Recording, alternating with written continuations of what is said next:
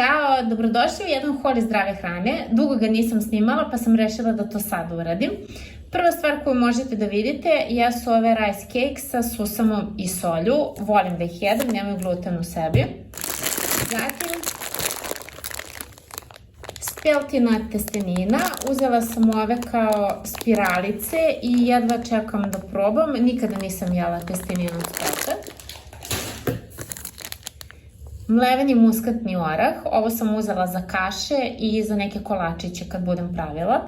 Ovo je gormasio, inače susamova so, to je kad mi se jede susam i so u kombinaciji, pa da ne dodajem i jedno i drugo, nego da već imam smućkano.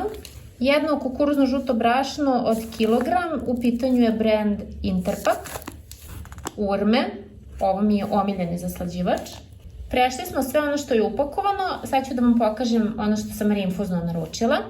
Za početak mleveni karanfilić, da ga ne bih mlela ja sam naručila ovako i naravno sve cene ću vam ostavljati sa strane, iako možda i ovde možete da vidite, ali mislim da je bolje kad ostavim sa strane.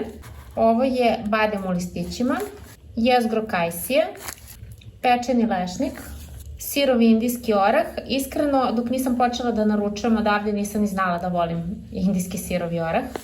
Sirovi badem, čija seme, kikiriki pečeni blanširani neslani, obožavam. Sirova golica, herdino oljušteno zrno, bademovo brašno, sirova leblebija, ovo je nešto što kuvam, zaledim i onda koristim. Ovsene pahuljice, uzela sam one krupnije i uzela sam, sad ćete da vidite, sitnije, evo pola kilograma sitnih.